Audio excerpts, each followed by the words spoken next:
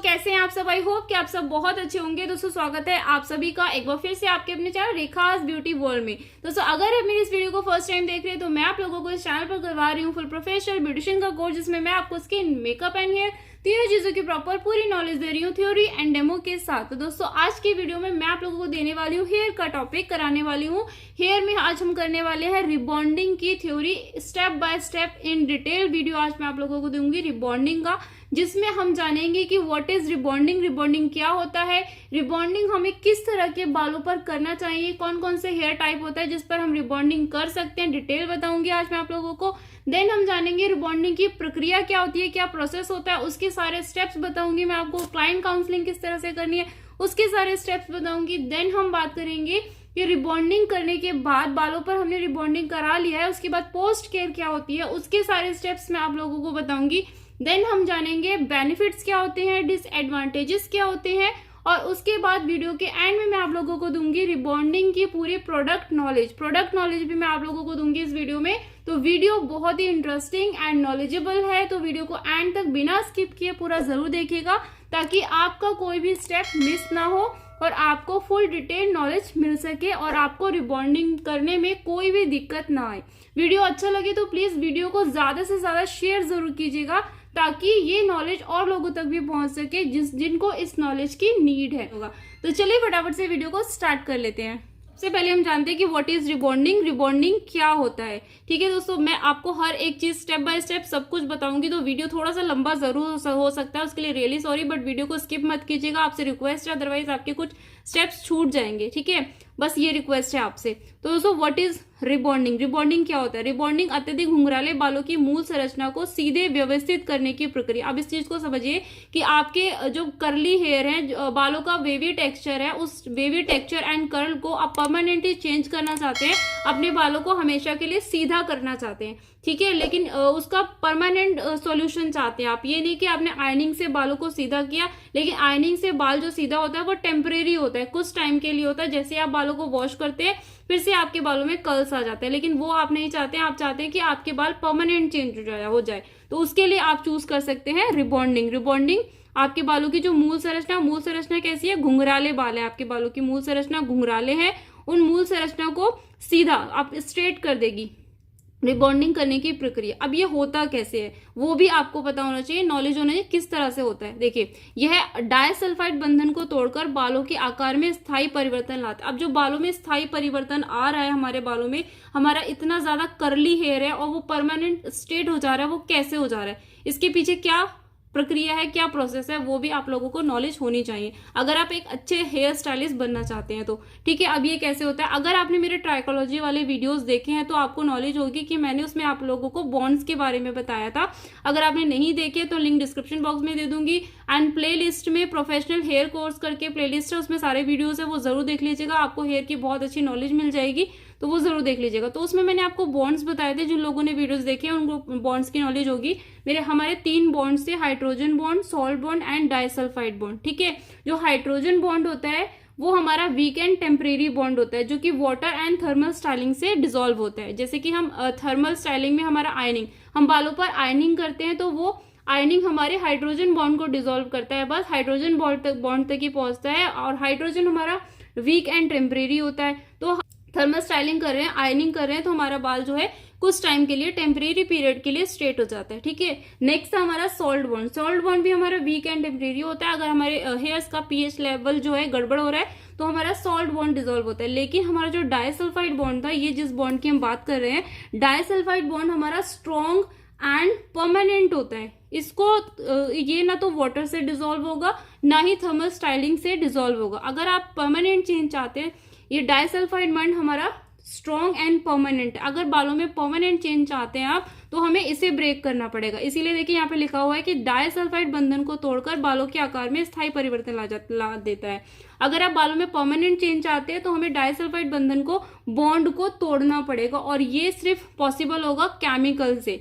इसीलिए रिबॉन्डिंग में हम केमिकल क्रीम्स का, न्यूट्रलाइजर का यूज करते हैं, डाइसल्फाइड बॉन्ड को ब्रेक करते हैं, नए तरीके से रीअरेंज करते हैं, इसीलिए इसका नाम है रीबॉन्डिंग, यानी कि बॉन्ड को दोबारा से बनाना, डाइसल्फाइड बॉन्ड को तोड़कर अपने अकॉर्डिंग उसको स्ट्रेट बनाना और उसको दोबारा से रीअरेंज करना, इसलिए इसका नाम है रीबॉन्डिंग। ठीक है, बॉन्ड को न्यू करना अपने अकॉर्डिंग, इसीलिए डाइस। अब क्लियर हो गया कि रिबॉन्डिंग में डाइसल्फाइड बॉन्ड को तोड़ा जाता है, ब्रेक किया जाता है और अपने अकॉर्डिंग उसको चेंज किया जाता है, स्ट्रेट किया जाता है। और डाइसल्फाइड बॉन्ड को तोड़ने के लिए हमें यूज करना पड़ता है केमिकल्स का, इसीलिए रिबॉन्डिंग में केमिकल्स यूज होते हैं। अगर आप जो रिबॉन्डिंग करने का जो प्रोसेस है उसको तरीके से नहीं करेंगे, सही से नहीं करेंगे और रिबॉन्डिंग करने के बाद की जो पोस्ट केयर है वो अगर आप प्रॉपर नहीं लेंगे, जो कि आगे मैं आपको सब कुछ बताऊंगी, अगर वो सब नहीं करेंगे तो रिबॉन्डिंग करने के बाद आपके बाल बहुत ज्यादा डैमेज भी हो सकते हैं, क्योंकि हम इसमें यूज कर रहे हैं केमिकल। एक तरह से हम बाल की पूरी जान निकाल रहे हैं। जो देख रहे हो ना, मैंने आपको बताया कि डाइसल्फाइड बॉन्ड क्या है, सबसे स्ट्रॉन्ग बॉन्ड है, सब हेयर का सबसे स्ट्रॉन्ग बॉन्ड को ही हम ब्रेक कर रहे हैं, यानी कि अपने बाल की पूरी जान को हम निकाल दे रहे हैं। तो बहुत ही ज्यादा एक्स्ट्रा केयर की नीड होती है रिबॉन्डिंग करने के बाद। आपके बालों को स्ट्रेट तो हो जाता है बाल, लेकिन वीक हो जाता है, तो आपको बालों का बहुत अच्छे से केयर भी करनी है। वो सारी पोस्ट केयर मैं आप लोगों को बताऊंगी अभी आगे। तो इस तरीके से ये क्लियर हो गया होगा आपको, I think, what is rebonding, क्या होता है, किस तरह से ये हमारा बालों पर काम करती है। तो अभी मैंने ये नीचे इंग्लिश में भी लिख दिया है, आप इसका स्क्रीनशॉट ले सकते हैं या फिर पॉज करके आप इसे नोट भी कर सकते हैं। ठीक है, क्लियर।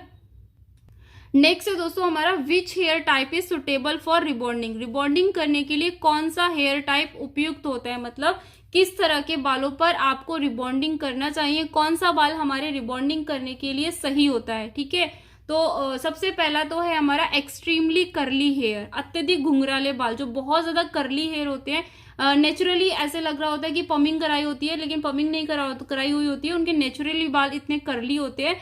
उन बालों पर आप रिबॉन्डिंग कर सकते हैं, क्योंकि वो इतना ज्यादा कर्ल बालों में है, उसको स्ट्रेट करने के लिए आप रिबॉन्डिंग के प्रोसेस को फॉलो कर सकते हैं। नेक्स्ट है हमारा वेवी टेक्सचर। वेवी टेक्सचर है, स्ट्रेट बाल नहीं है, हल्का घुंघराला बाल है, वहां पर आप इसको फॉलो कर सकते हैं रिबॉन्डिंग को। नेक्स्ट है दोस्तों हमारा थिक हेयर, मोटा बाल। ठीक है, बहुत ज्यादा हैवी हेयर होते हैं, मोटे बाल होते हैं, वहां पर आप रिबॉन्डिंग को कर सकते हैं। नेक्स्ट है दोस्तों, रिबॉन्डिंग करने की शर्त है कि आपके बाल हेल्दी और डैमेज फ्री होने चाहिए। अगर आपके बालों में डैमेज है बहुत ज्यादा और आपके बाल हेल्दी भी नहीं है और आप चाहते हैं कि आप रिबॉन्डिंग कराएं, तो बिल्कुल भी मत करवाइएगा। मैं ट्रूली आप लोगों को सजेस्ट कर रही हूँ कि आप अगर हेल्दी नहीं है, आपके बालों में बहुत ज्यादा डैमेजेस है, तो कभी भी रिबॉन्डिंग की प्रक्रिया को मत करवाइएगा, रिबॉन्डिंग मत करवाइएगा। अपने क्लाइंट्स को भी रिबॉन्डिंग कराने की सलाह मत दीजिएगा। आपका बाल और ज्यादा, बहुत ही ज्यादा डैमेज हो जाएगा और फिर उसको कंट्रोल करना पॉसिबल नहीं हो पाएगा। ठीक है, तो इसलिए सही सलाह दीजिए सबको और सही सलाह को फॉलो भी कीजिए। तो इस तरह का अगर आपका बालों का टेक्सचर है तो आप कर सकते हैं रिबॉन्डिंग को। अगर आपके बाल बहुत ज्यादा पतले, पहले से ही पतले बाल हैं और फिर आप उन पर रिबॉन्डिंग कराएं, तो सोचिए कितने सारे केमिकल के प्रोसेस उस पर फॉलो किए जाते हैं, केमिकल को यूज किया जाता है, कितनी बार आयनिंग की जाती है, ब्लो ड्राई किया जाता है, तो कितना ज्यादा हमारे बाल पर हीट यूज होती है, केमिकल यूज होता है, और हमारा बाल पहले से ही इतना वीक है और उस पर हम इतना ज्यादा केमिकल यूज कर रहे हैं, तो हमारे बालों की हालत क्या होगी। ठीक है, तो अगर आपके बाल बहुत ज्यादा पतले बाल हैं, बहुत ज्यादा वीक बाल है, डैमेज है, फ्रीज है बहुत ज्यादा, तो उन पर आप रिबॉन्डिंग को कभी भी मत कीजिएगा। और क्लाइंट को भी यही सलाह दीजिएगा कि आपके बाल रिबॉन्डिंग नहीं झेल पाएंगे। अगर आप रिबॉन्डिंग करवाएंगे, हम तो कर देंगे, लेकिन बाद में आपको बहुत सारी दिक्कतें होंगी, आपके बाल बहुत ज्यादा झड़ेंगे, बहुत ज्यादा टूटेंगे, रफ हो जाएंगे, तो इसलिए आप रिबॉन्डिंग को मत करवाइए। और अगर आपके बाल पहले से ही नेचुरली इतने स्ट्रेट बाल हैं, सिल्की शाइनी बाल हैं, पहले से ही नेचुरली कुछ लोगों के होते हैं स्ट्रेट बाल होते हैं, हेल्दी बाल है, तो वहां पर भी हमें रिबॉन्डिंग को नहीं कराना चाहिए। रिबॉन्डिंग सिर्फ वहां कराना चाहिए हमें जहां पर हमारे बालों में बहुत ज्यादा कर्ल है और हमें कर्ल पसंद नहीं है, हम अपने बालों को स्ट्रेट कराना चाहते हैं, वहां पर हमें रिबॉन्डिंग को फॉलो करना चाहिए। वैसे अगर आपका बाल बहुत ज्यादा हेल्दी है, अच्छा बाल है, स्ट्रॉन्ग बाल है, तो आप रिबॉन्डिंग को फॉलो कर सकते हैं। आई होप आपको क्लियर हो गया होगा कि किस तरह के बालों पर हमें जो है रिबॉन्डिंग को करना चाहिए। अगर इन दोनों पॉइंट्स में जो मैंने आप लोगों को बताया अभी कि व्हाट इज रिबॉन्डिंग, रिबॉन्डिंग क्या होता है और किस तरह के बालों पे हमें रिबॉन्डिंग करना चाहिए, इसमें कोई कंफ्यूजन है तो अभी के अभी मुझे कमेंट बॉक्स में क्वेश्चन आप लोग कर सकते हैं, पूछ लीजिएगा जरूर। ठीक है, नेक्स्ट है दोस्तों अभी हमारा स्टार्ट होता है प्रोसीजर, प्रक्रिया, क्या स्टेप्स होंगे रिबॉन्डिंग को करने के। ठीक है, तो सबसे फर्स्ट क्वेश्चन होगा हमारा क्लाइंट काउंसलिंग। सबसे पहले आपको क्लाइंट काउंसलिंग करनी है। बिना क्लाइंट काउंसलिंग के प्रोसेस को स्टार्ट नहीं करना है।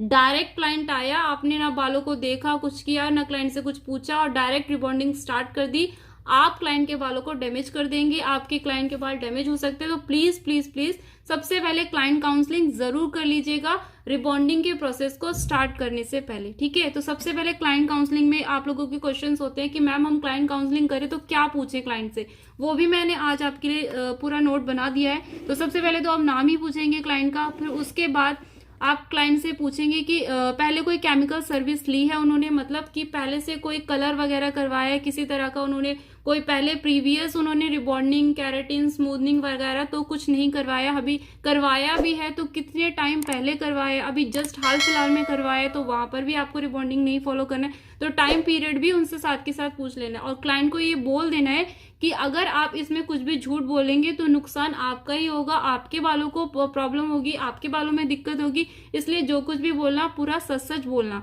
ठीक है, उसके अकॉर्डिंग हम आपके बालों में ट्रीटमेंट को रिबॉन्डिंग करने का प्लान करेंगे कि कितने दिन बाद करना है, अभी करना है या बाद में करना है, कितने दिन बाद आप करवा सकते हैं। तो प्लीज क्लाइंट को ये पहले ही बोल दीजिएगा कि आप सब कुछ सच सच बताइएगा। दोस्तों बालों की कंडीशन, ये हेयर एनालाइज में आ जाएगा। आपको अपने क्लाइंट के हेयर्स को एनालाइज करना है। तो सबसे पहले आपको देखना है कि हेयर की कंडीशन किस तरह की है, गुड है, अच्छी है, पोरस बाल है, किस तरह का बाल है, किस तरह की बालों की कंडीशन है। ठीक है, नेक्स्ट है बालों का प्रकार, किस तरह का बाल है, क्लाइंट का जो हेयर है वो भी आपको क्लाइंट के हेयर को देख के खुद ही फाइंड आउट करना है, खुद ही फाइंड करना है, रिकॉग्नाइज करना है कि किस तरह का बाल है, फाइन है, नॉर्मल है, कोर्स है, फ्रिजी है, किस तरह का बाल है। तो ये सारी चीजें आप एक नोटबुक ले लीजिएगा, उस पर लिख लीजिएगा या पहले से एक क्लाइंट कार्ड बना सकते हैं, आप उस पर लिख सकते हैं, तो इससे आपको बहुत ही हेल्प मिलेगी। ठीक है, तो इस तरह से उसके बाद बालों की लेंथ क्या है वो भी आप चेक कर लीजिएगा। फिर नेक्स्ट है हमारा, पहले कोई ट्रीटमेंट लिया है बालों पर, अगर अभी हाल फिलहाल में या कुछ टाइम पहले कोई ट्रीटमेंट तो नहीं करवाया उन्होंने, कोई स्पा ट्रीटमेंट लिया हो, एंटी डैंड्रफ ट्रीटमेंट लिया हो, किसी तरह का कोई बालों में ट्रीटमेंट लिया हो तो वो भी आपको क्लियर कर लेना है पहले ही। हेयर इलास्टिसिटी चेक करनी है बालों की। हेयर इलास्टिसिटी में होता है दोस्तों, अगर हम हेयर को अपने स्ट्रेच करके देखते हैं तो कितनी जल्दी वो अपनी ओरिजिनल पोजीशन पर वापस आता है, ये हमारा हेयर की इलास्टिसिटी होती है। ये सारा कुछ हमारा हेयर एनालाइज में आता है। आई थिंक मैंने हेयर एनालाइज का आप लोगों को टॉपिक नहीं करवाया, लेकिन मैं आपको हेयर एनालाइज का टॉपिक भी करा दूंगी जिससे कि आपको और सारी चीजें अच्छे से क्लियर हो जाएंगी। ठीक है, उसके बाद दोस्तों हेयर एनालाइज आ गया हमारा, ये पूरा हेयर एनालाइज ही हमने किया। तो अच्छे से अपने आपको हेयर को एनालाइज कर लेना है, क्लाइंट से हर एक चीज को पूछ लेना है। ठीक है, तो ये हो गया हमारा क्लाइंट काउंसलिंग।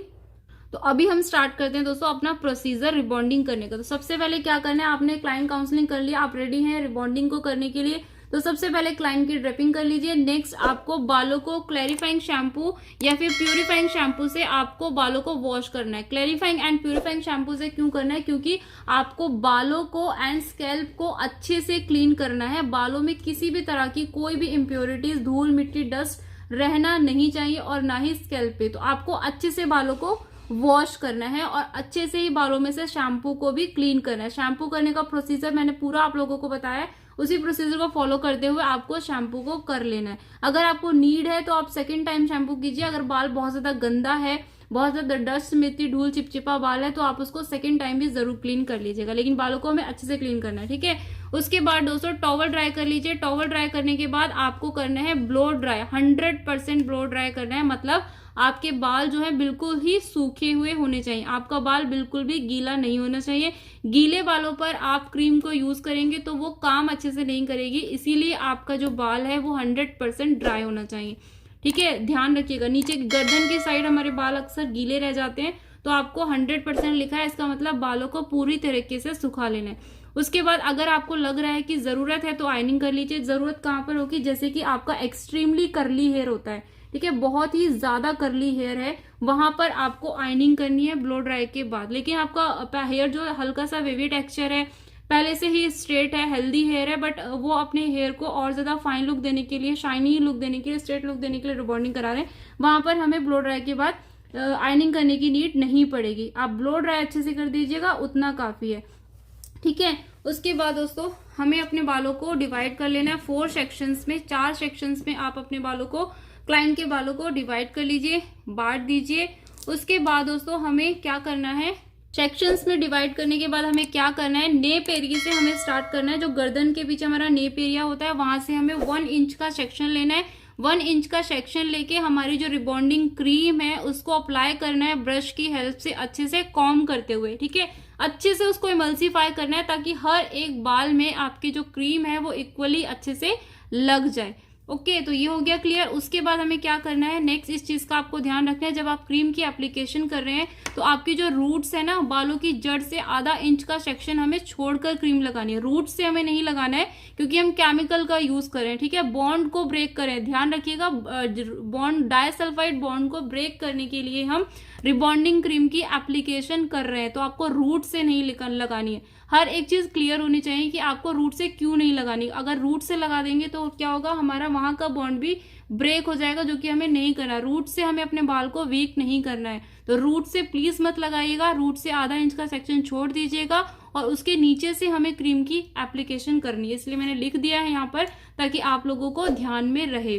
ओके, उसके बाद दोस्तों क्रीम 15 से 20 मिनट में पूरे बालों पर लग जानी चाहिए। ऐसा नहीं है कि आप क्रीम को लगाने बैठे हैं और आराम आराम से लगा रहे हैं, आराम आराम से एप्लीकेशन कर रहे हैं और 1 घंटा आपने क्रीम की एप्लीकेशन में ही लगा दिया। ये नहीं होना चाहिए। रिबॉन्डिंग हमेशा 2 लोग मिलकर करते हैं, तो क्रीम की एप्लीकेशन आपको 15 से 20 मिनट में पूरी कर लेनी है। आपको फास्ट काम करना है, फटाफट हाथों को चलाना है और क्रीम की एप्लीकेशन 15 से 20 मिनट में पूरे बालों पे क्रीम की एप्लीकेशन हो जानी चाहिए। अगर आप बहुत ज्यादा टाइम लगाएंगे, जैसे कि आपने मान लो क्रीम की एप्लीकेशन में ही 1 घंटा लगा दिया, तो आपने जो पहले वाले बालों पर जब स्टार्ट किया था वो बॉन्ड पूरी तरह से बहुत ज्यादा ब्रेक हो जाएगा और बाल जो है पूरी तरह से ब्रेक हो जाएगा, ठीक है, पूरी तरह से डैमेज हो जाएगा, ठीक है। इसीलिए हमें 15 से 20 मिनट में ही अपनी क्रीम की एप्लीकेशन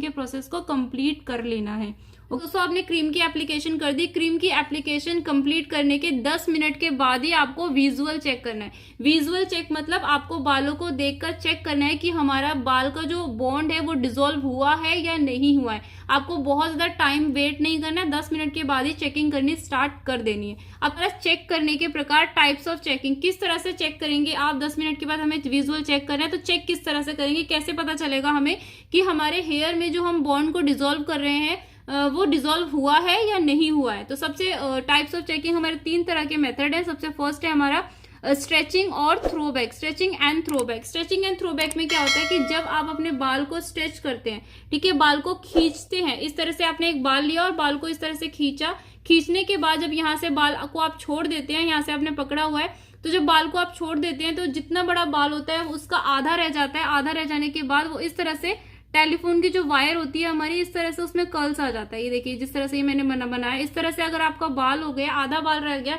लंबाई के अकॉर्डिंग आधा बाल रह गया है और इस तरह का उसमें कर्ल आ गया, टेलीफोन की वायर की तरह वो बन गया है, तो इसका मतलब है कि हमारा जो बॉन्ड है वो डिसॉल्व हो गया है। अगर आपने बाल को खींचा, स्ट्रेच किया और उसमें इस तरह का टेलीफोन की वायर लाइक कर्ल नहीं आया, इस तरह का हल्का सा वेवी आया और वो वहीं पर रह गया, अपने ओरिजिनल पोजीशन पर ही रह गया, तो उसका मतलब है कि अभी हमारा जो बॉन्ड है वो डिसॉल्व नहीं हुआ है। अभी थोड़ी देर हमें क्रीम को और रखना है, ठीक है। दोस्तों मैं यहाँ पर आप लोगों को और बता देती हूँ कि जैसे मैंने आप लोगों को बोला कि 10 मिनट के बाद ही हमें विजुअल चेक करना है, ये मैंने आपको बताया कि 10 मिनट के बाद हमें विजुअल चेक करना है। तो जो हमने क्रीम की एप्लीकेशन की है, क्रीम की एप्लीकेशन को हम अपने बालों पर सिर्फ और सिर्फ 45 to 50 मिनट ही हमें क्रीम को बालों पर रख सकते हैं। उससे ज्यादा टाइम के लिए हमें क्रीम को अपने बालों पर नहीं रखना है, उसके बाद हमें उसे वॉश कर देना है। अगर आप उसको रखे भी रखेंगे इतना, तो जितना उसने काम करना होता है क्रीम ने, उतना काम उसने 45 to 50 मिनट में कर देना है। अगर आप उसको और ज्यादा एक्स्ट्रा टाइम भी अपने बालों पर रखेंगे तो उसका कोई रिजल्ट आपको नहीं मिलेगा। इसलिए सिर्फ 50 मिनट लास्ट है, इतनी देर तक ही आपको बालों पर क्रीम रख सकते हैं, लेकिन इतनी देर आपको क्रीम बालों पर नहीं रखनी नहीं पड़ेगी। जैसे कि मैंने आपको बताया कि 10 मिनट के बाद ही विजुअल चेक करते रहना है आपको। 10 मिनट बाद चेक किया, आपको रिजल्ट नहीं मिला, आपका बॉन्ड डिसॉल्व नहीं हुआ, 20 मिनट बाद फिर चेक कीजिए, 5 मिनट बाद फिर चेक कीजिए। तो बीच बीच में आपको बालों को चेक करते रहना, और जैसे ही आपको पता चले, जैसे ही आपको रिजल्ट मिल जाए बालों पर क्रीम का कि बालों में बॉन्ड डिसॉल्व हो गया है, और उसके बाद फटाफट से आपको बालों को वॉश कर देना है।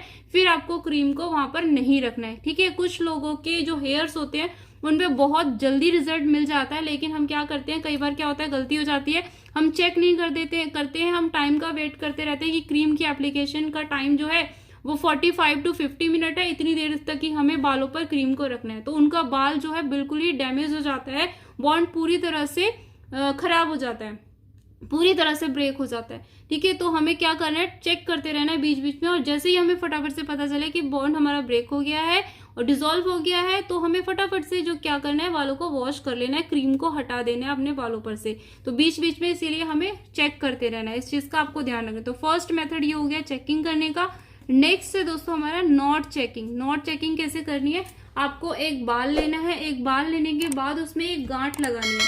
ठीक है, जैसे हम गांठ लगाते हैं ना बाल में, उसी तरह की आपको गांठ को लगा देना है। अगर आपने जो गांठ लगाई है वो अपने आप से नहीं खुल रही है, गांठ लगी की लगी रह गई और नहीं खुली, तो रिजल्ट आ गया, इसका मतलब है कि बालों में रिजल्ट आ गया है। लेकिन अगर वो गांठ जो आपने लगाई है, नॉट जो आपने बाल में लगाई है, वो लूज हो जाती है, अपने आप खुल जाती है, तो इसका मतलब है कि रिजल्ट नहीं आया है। ओके दोस्तों, हमारा wire com checking. Wire com checking में क्या होता है दोस्तों, हमारा जो टेल कॉम होता है, उस टेल कॉम पर आपको हेयर लेना है और उस टेल कॉम पर अच्छे से टाइटली उसको रैप कर देना है, उसको लपेट देना है, बाल को टेल कॉम पर अच्छे से लपेटना है कसकर। ठीक है, अगर जब आप लपेटने के बाद जब आप बाल को छोड़ते हैं, तो अगर आपका बाल अपने आप से खुल जाता है, जैसे ही आपने छोड़ा और बाल खुल गया, तो इसका मतलब है कि हमारे जो बॉन्ड है वो डिसॉल्व नहीं हुआ है, रिजल्ट अभी नहीं मिला है। अगर जो बाल नहीं खुला, उसी पर लपटा हुआ रह गया, टेल कॉम पर भी जैसे आपने लपेटा था उसी कंडीशन में बाल रह गया, इसका मतलब है कि बाल का जो बॉन्ड है वो डिसॉल्व हो चुका है, रिजल्ट आ चुका है। ठीक है, तो ये तीनों तरीके हैं हमारे हेयर्स में, हेयर्स को चेक करने के। रिबॉन्डिंग क्रीम ने अपना काम किया है या नहीं किया है, इस तरीके से आप उसको चेक कर सकते हैं। क्लियर। उसके बाद दोस्तों आपको प्लेन वाटर से पानी से बालों को अच्छे से धो लेना है। क्रीम आपके बालों पे रहनी नहीं चाहिए, अच्छे से सारी क्रीम बालों में निकाल देनी है अच्छे से वॉश करके पानी के साथ। और वहां पर आपको शैम्पू नहीं करना है, शैम्पू हम पहले ही कर चुके हैं, अभी हमें यहाँ पर शैम्पू नहीं करना है, सिर्फ हमें अपने बालों में से क्रीम को निकाल देना है अच्छे से प्रॉपर तरीके से। क्रीम जरा सी भी बालों में नहीं रहनी चाहिए। ठीक है, ये स्टेप हमने फॉलो कर दिया। उसके बाद हमें क्या करना है, बालों को टॉवल ड्राई कर लेना है। बालों को टॉवल ड्राई करने के बाद बालों को ड्रायर से सुखा लेना है, ब्लो ड्राई कर लेना है हमें। ब्लो ड्राई करने के बाद हमें क्या करना है, अब हम यहाँ पे करना है आयनिंग करना है आपको। ठीक है, आयनिंग करने के बाद सबसे पहले जो आप आयनिंग करेंगे बालों में, आप यहाँ पर जितनी अच्छी आयनिंग करेंगे उतना अच्छा रिजल्ट, शाइनी रिजल्ट आपको मिलेगा। तो आयनिंग आपको बहुत अच्छे से करनी है। ऐसा नहीं है कि मोटे मोटे सेक्शन लेके आपने आयनिंग कर दी और अच्छे से आयनिंग नहीं हुई। आयनिंग यहाँ पर आपको अच्छे से प्रॉपर तरीके से करनी है। जितना अच्छा आयनिंग का रिजल्ट होगा उतना अच्छा आपका रिबॉन्डिंग का रिजल्ट होगा। ठीक है, तो आयनिंग करने के बाद आपको क्या करना है, किसी भी तरह का क्लिप नहीं लगाना है बालों में। आपने आयनिंग कर दिया, अगर आपने यहाँ पर बालों में क्लिप लगाया, जिस डायरेक्शन में आपने जैसे बालों को ऊपर करके क्लिप लगा दिया, तो आपका बाल में वैसे ही ब्रेकेज आ जाएगा, वैसे ही निशान आ जाएगा। तो बालों में किसी भी तरह का कोई पिन क्लिप नहीं लगाना है। जो आयनिंग आप करेंगे विदाउट क्लिप कर। दोस्तों बालों में आपको लगाना है न्यूट्रलाइजर। न्यूट्रलाइजर लगाने के बाद 10 से 15 मिनट तक बालों को छोड़ देना है। ठीक है, जो न्यूट्रलाइजर हमने लगाया है, न्यूट्रलाइजर लगाकर न्यूट्रलाइजर लगे हुए बालों को 10 से 15 मिनट तक आपको उसी तरीके से छोड़ देना है। और जो न्यूट्रलाइजर की एप्लीकेशन की जो टाइमिंग है वो 20 मिनट है। 20 मिनट में आपको सारे बालों पर न्यूट्रलाइजर की एप्लीकेशन कर देनी है। जैसे हमारा क्रीम की एप्लीकेशन का टाइम था, सेम उसी तरीके से न्यूट्रलाइजर की एप्लीकेशन आपके 20 मिनट्स के अंदर हो जानी चाहिए। उसके बाद दोस्तों बालों को पानी से अच्छे से धोना है हमें, प्लेन वाटर से अच्छे से बालों को धोना है। कोई शैम्पू वगैरह कुछ भी यूज नहीं करना है हमें यहाँ पर।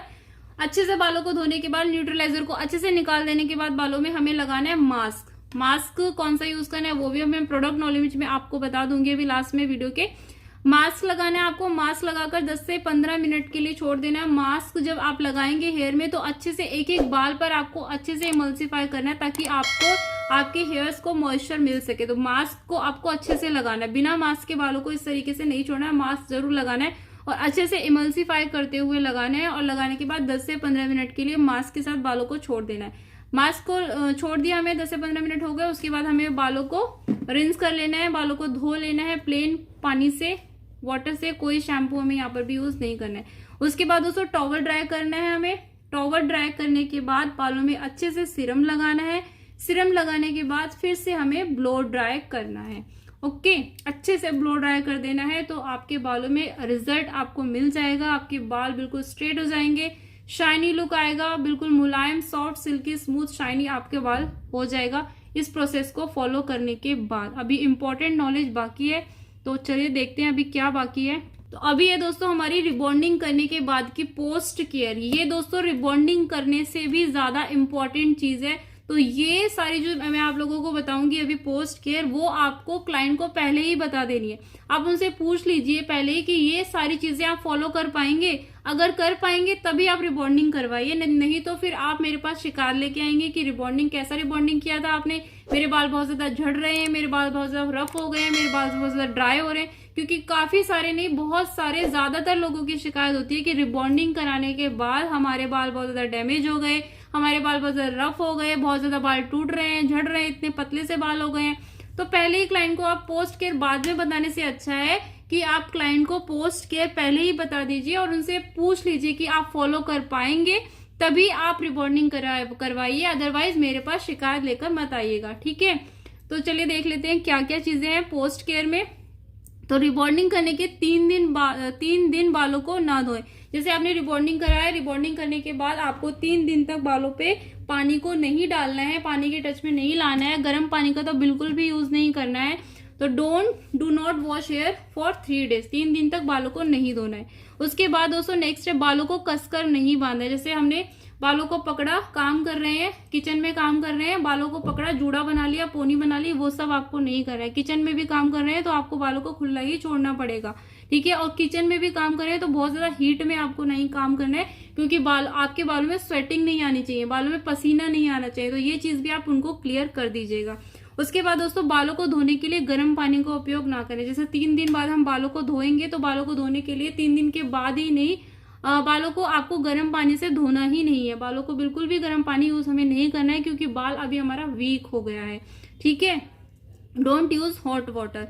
उसके बाद दोस्तों बालों में हीट स्टाइलिंग ज्यादा ना करवाए। अभी हमारा बाल बिल्कुल स्ट्रेट हो गया है, तो जब हमारा बाल पहले से स्ट्रेट हो गया है, शाइनी हो गया है, मुलायम हो गया है, सॉफ्ट हो गया है, तो हमें फिर से उन बालों पर आयनिंग नहीं करनी चाहिए। अब हमें हीट को अवॉइड करना है, क्योंकि हमने बहुत सारे हीटिंग प्रोसेस को अपने बालों पर यूज किया है, केमिकल को यूज किया है। तो बार बार हम जब इस तरह के बालों पर हमने बालों की जान निकाल रखी है और फिर से हम बालों पर हीट यूज करें तो फिर बालों का क्या हाल होगा आप खुद ही सोच सकते हैं, आप खुद समझदार हैं कि बाल कितना ज्यादा डैमेज होगा कि आप बार बार उन बालों पर स्टाइलिंग यूज कर रहे हैं। तो अभी हम स्टाइलिंग यूज नहीं कर सकते, हम बालों पर बहुत ज्यादा आपको आयनिंग वगैरह, क्रिम्पिंग वगैरह हमें बालों पर नहीं करनी चाहिए। अगर आप करते हैं तो फिर आपका बाल बहुत ज्यादा डैमेज हो जाएगा। उसके बाद दोस्तों बालों में कुछ हफ्तों तक कोई भी केमिकल ट्रीटमेंट ना करवाए। जैसे कि अभी हमने रिबॉन्डिंग करवाया, अभी हमारा मन कर गया कि अभी हमारे बाल तो बहुत अच्छे हो गए, स्ट्रेट हो गए, अभी हम मैं कलर भी करवा लेती हूँ। तो आपको 2 केमिकल ट्रीटमेंट एक साथ कभी भी नहीं लेने चाहिए। बाल ही तो है, उसमें भी तो जान ही होती है, अब कितनी जान निकालेंगे हम उनकी। फिर से अभी हमने केमिकल करवाया, अभी हम फिर से केमिकल करवा रहे हैं, तो सोचिए क्या हालत होगी बालों की। फिर बाल बहुत ही ज्यादा रफ, डैमेज हो जाएगा। फिर आपको लेने पड़ेंगे ट्रीटमेंट्स बालों को ठीक करने के लिए। तो क्या जरूरत है बालों को डैमेज करने की? 2 केमिकल ट्रीटमेंट एक साथ आपको नहीं लेने हैं, ओके। ट्रूली मैं अपनी तरफ से बोलूँ तो कभी भी नहीं लेने चाहिए, बाकी आपकी चॉइस है। उसके बाद दोस्तों बालों में कुछ ही मैंने आपको क्लियर कर दिया। उसके बाद दोस्तों बालों में सीरम का उपयोग करें। जब भी आप बालों को वॉश कर रहे हैं, वॉश करने के बाद सीरम की एप्लीकेशन आप लोगों को जरूर करनी है। बिना सीरम के आपको बालों को नहीं छोड़ना है। अगर आप सीरम अप्लाई नहीं करेंगे तो आपका बाल जो है बहुत उलझेगा तो कॉम में फंसेगा तो बाल टूटेगा। इसीलिए बालों में सीरम का यूज जरूर करना है। उसके बाद दोस्तों बालों में जब आपने रिबॉन्डिंग करवाई है तो 2-3 दिन के लिए बालों को आपको कान के पीछे भी नहीं टक करें। जैसे कुछ लोगों की आदत होती है कि अपने बालों ओपन बाल किए हो तो फटाफट से वो हैंड से उठाते हैं और कानों के पीछे टक कर लेते हैं। अगर आपने कानों के पीछे टक कर लिया तो आपका बाल उसी पोजीशन में हो जाएगा, क्योंकि अभी जो हमने केमिकल बालों पे यूज किया है वो आपके बालों पर अभी वर्क कर रहा है, ठीक है, काम कर रहा है। 3 दिन तक वो आपके बालों पर है, तो आपको बालों को कान के पीछे नहीं रखना है, आपको बालों को बिल्कुल स्ट्रेट रखना है। इसीलिए हम कह रहे हैं ना पोनी बनानी है, ना बालों में टाइट कोई भी स्टाइलिंग करनी है। आपके बाल जिस डायरेक्शन में आप उसको टाई करेंगे उसी डायरेक्शन में आपका बाल मुड़ जाएगा। तो अगर बिल्कुल स्ट्रेट आप बाल रखना चाहते हैं तो आपको कान के पीछे भी बाल को टक नहीं करना है, ठीक है। पोनी ना बनाए, खुला छोड़ दे बालों को, पोनी नहीं बनानी है टाइट, बालों को खुला छोड़ देना है। जैसे आप स्कूटी वगैरह चलाते हैं तो आपको हेलमेट नहीं पहनना है। हेलमेट पहनेंगे तो बाल बहुत ज़्यादा रफ हो जाएगा, इधर उधर उलझ जाएगा, हेलमेट में स्ट्रेट नहीं रह पाएगा, इसीलिए अवॉइड किया हेलमेट आपको नहीं पहनना है। अपना बेसिक हेयर केयर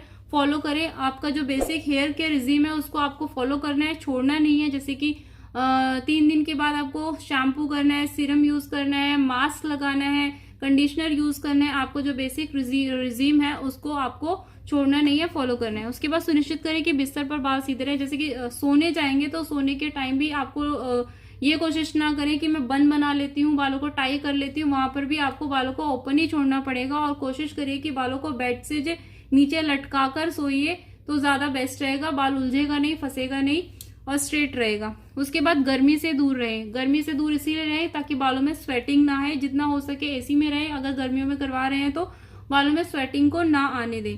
उसके बाद दोस्तों वॉश करने के लिए, रिबॉन्डिंग के बाद वॉश करने के लिए क्लैरिफाइंग शैम्पू का उपयोग करें कम से कम 1 महीने तक। ठीक है, क्लाइंट को बता दीजिए, आप जो भी उनको सजेस्ट करेंगे शैम्पू लिख कर दीजिए उनको कि क्या यूज करना है क्या नहीं यूज करना है, वही सारी चीजें वो अपने बालों पर यूज करें। ये सारी चीजें उनको बता दीजिए। नेक्स्ट दोस्तों एक और चीज है कि बड़े दांतों वाले कंघे का उपयोग करें। जो हमारा वाइड टिथ कॉम जो आता है उसका यूज करें कॉम करने के लिए बालों को पहले, उसके बाद आप छोटे वाले से कर सके ताकि आपका बाल ज्यादा ना टूटे।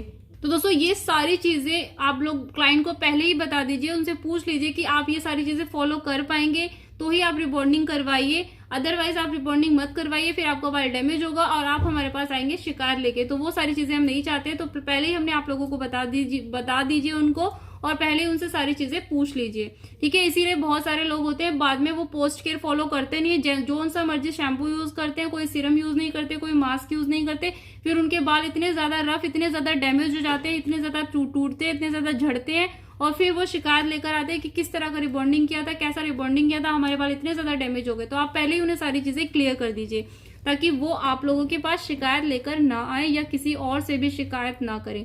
उसके बाद है दोस्तों हमारे रिबॉन्डिंग के फायदे, बेनिफिट्स क्या मिलते हैं आपको। रिबॉन्डिंग आपके बालों को नया लुक और बेहतर फील कराता है, जिससे सिल्की और शाइनी हो जाता है। तो ये तो आप लोगों को पता है कि रिबॉन्डिंग करने के बाद हमारा बाल बिल्कुल स्ट्रेट हो जाता है, सिल्की शाइनी स्मूथ सॉफ्ट हो जाता है। कर्ली व वेवी बाल सीधे हो जाते हैं, जो कर्ली बाल होते हैं वो स्ट्रेट हो जाते हैं, सीधे हो जाते हैं।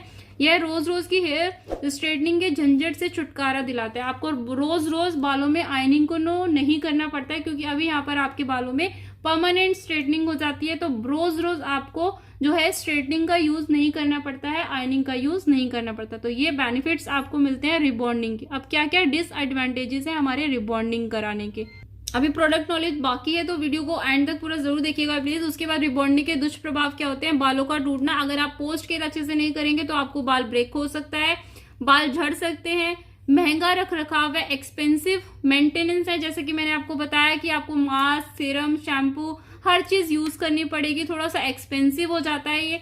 ठीक है, तो हर प्रकार के बालों के लिए उपयुक्त नहीं, हर टाइप का बाल के लिए आप रिबॉन्डिंग नहीं करवा सकते हैं। ये इसका डिसएडवांटेजेस है। अगर आपके पतले बाल है तो आपको रिबॉन्डिंग आप नहीं करवा सकते हैं, वीक है, डैमेज है, आप रिबॉन्डिंग नहीं करवा सकते हो। हर तरह के बालों के लिए उपयुक्त नहीं होता है। तो ये सारे हमारे रिबॉन्डिंग के साइड इफेक्ट है। अब हम बात करते हैं प्रोडक्ट नॉलेज की, रिबॉन्डिंग का प्रोडक्ट नॉलेज। तो दोस्तों हमारा प्रोडक्ट नॉलेज, मैं यहाँ पे आप लोगों को लॉरियल का प्रोडक्ट नॉलेज दे रही हूँ। तो इसमें हमारी जो स्मूथनिंग क्रीम होती है, स्मूथनिंग क्रीम हमारी 2 तरह की आती है। There are 2 types of cream according to hair के अकॉर्डिंग 2 तरह की क्रीम होती है।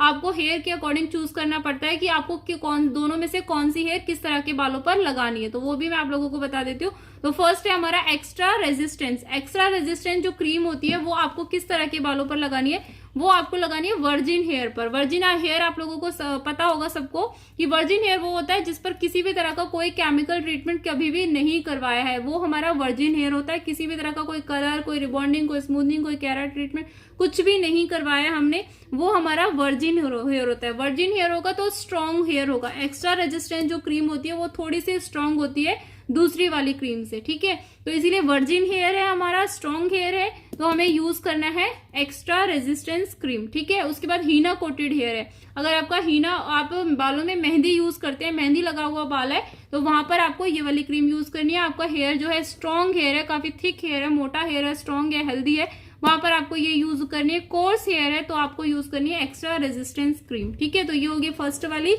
नेक्स्ट है दोस्तों हमारा रेजिस्टेंस हेयर। रेजिस्टेंस हेयर जो क्रीम होगी वो आपको कहाँ यूज करनी है, फाइन हेयर, बाल थोड़े कर्ल हैं बालों में लेकिन बाल जो है थोड़ा पतला है, तो वहां पर आपको यूज करनी है ये वाली क्रीम। उसके बाद दोस्तों डैमेज हेयर है, डैमेज हेयर में पहले से थोड़ा डैमेज हेयर है तो आपको ये वाली क्रीम यूज करनी है। केमिकल ट्रीटेड हेयर है, पहले से ही उन्होंने रिबॉन्डिंग करवाया है, 3-4 महीने पहले आप उन्होंने रिबॉन्डिंग करवा रखा था या फिर कोई कलर करवा रखा है पहले से, केमिकल पहले से यूज हुआ बाल है, तो वहां पर आपको यूज करनी है रेजिस्टेंस हेयर, रेजिस्टेंस क्रीम। तो ये 2 तरह की हमारी क्रीम आती है। न्यूट्रलाइजर, न्यूट्रलाइजर दोस्तों आप ये स्क्रीन पर पिक्चर देख सकते हैं, ये हमारा न्यूट्रलाइजर है। न्यूट्रलाइजर सेम यूज होगा दोनों क्रीम के लिए, आप कोई सी भी क्रीम ले रहे हैं दोनों क्रीम के लिए हमारा एक ही न्यूट्रलाइजर यूज होगा। नेक्स्ट है दोस्तों हमारा मास्क। मास्क आप ले सकते हैं, एक्सटेंसो केयर का मास्क आप ले सकते हैं, अगर आप नहीं लेना चाहते हैं तो आप किसी और कंपनी का मास्क भी ले सकते हैं। नेक्स्ट है दोस्तों हमारा सीरम। सीरम भी आप एक्सटेंसो केयर का लेंगे, अगर नहीं लेना है तो ये भी आप दूसरी कंपनी का ले सकते हैं। नेक्स्ट है हमारा दोस्तों शैम्पू। शैम्पू तो मैंने आप लोगों को बता ही दिया कि प्यूरिफाइंग एंड क्लैरिफाइंग शैम्पू का आप यूज करेंगे। तो ये पूरी हमारी प्रोडक्ट नॉलेज हो गई रिबॉन्डिंग की। तो ये सारे स्टेप्स थे रिबॉन्डिंग के, थ्योरी के।